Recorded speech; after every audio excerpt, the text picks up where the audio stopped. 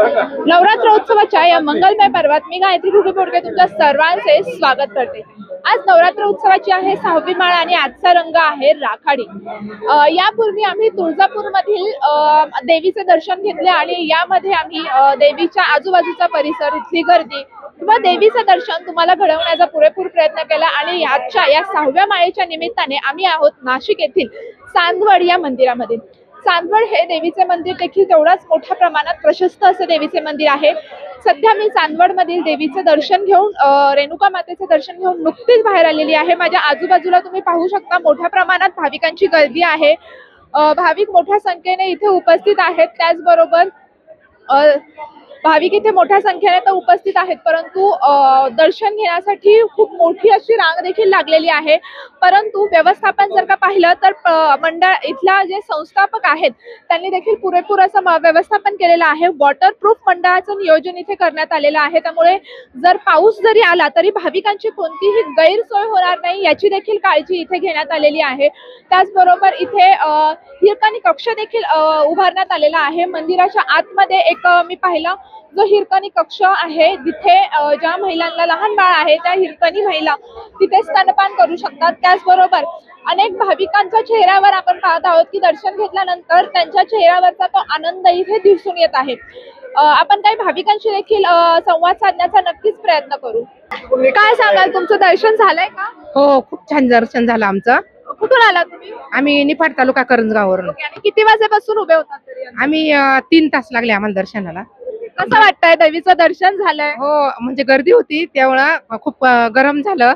लहान छोटे छोटे मुलं होते, रडत होते, परंतु जेव्हा देवीच्या समोर आलो ना एकदम सगळा उत्साह आला। सगळी गर्दी म्हणजे सगळं आमचं शीन बिन सगळं निघून गेलाय। अतिशय छान वाटलं। नक्कीच माझ्यासोबत अजून काही महिला आहेत, आपण त्यांच्याशी देखील संवाद साध। काय सांगा, तुमचं दर्शन झालंय का? हो, दर्शन झालंय आमचं, व्यवस्थित झालं दर्शन, एकदम छान वाटलं। दर्शनासाठी चालू होतं आम्ही। तू काय सांगशील? छान वाटलं।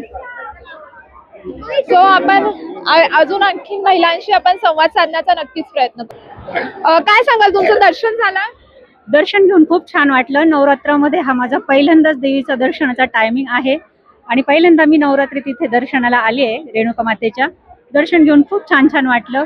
खूप सगळी गर्दी आहे, खूप छान उत्सव चालू आहे सगळीकडे, त्याच्यामुळे खूप छान वाटलं। आनंदमय वातावरण आहे सगळीकडे आणि रेणुका मातेची अशीच सगळ्यांवरती कृपा राहो तीच देवीकडे प्रार्थना करते। कुठून आलात तुम्ही आणि किती वेळ उभे होतात? आम्ही सायकेडावरनं कमीत कमी 1.5 तास। तू काय सांगशील, तुझं दर्शन झालंय? हो, कसं वाटतंय? छान।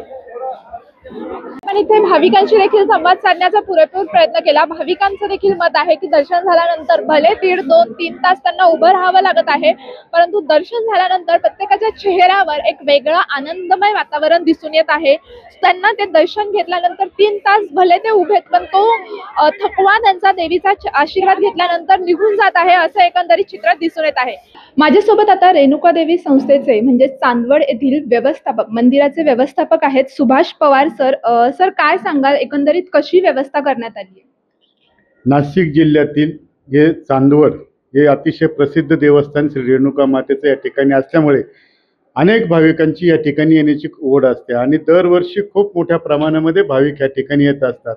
भाविकांना या ठिकाणी मातेचं सुलभ दर्शन व्हावं यासाठी आपण 15,000 स्क्वेअर फुटाचा वॉटरप्रूफ मंडप या ठिकाणी टाकलेला आहे आणि त्यांना त्या दृष्टीने मातेचं दर्शन होऊन ते बाहेर येतील।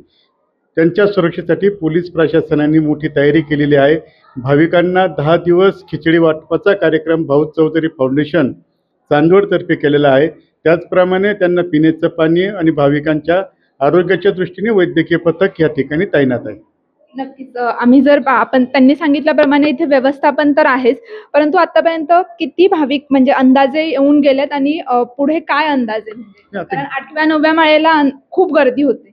आतापर्यंत तरी 4-1 लाख भाविक या ठिकाणी येऊन गेलेले आहे आणि अजून 6वी 7वी 8वी म्हणजे दसऱ्यापर्यंत कमीत कमी 8-9 लाख भाविक या ठिकाणी दर्शनासाठी येतील आणि त्यांच्या ती अंदाज धरूनच आपण त्या ठिकाणी तयारी केलेली आहे।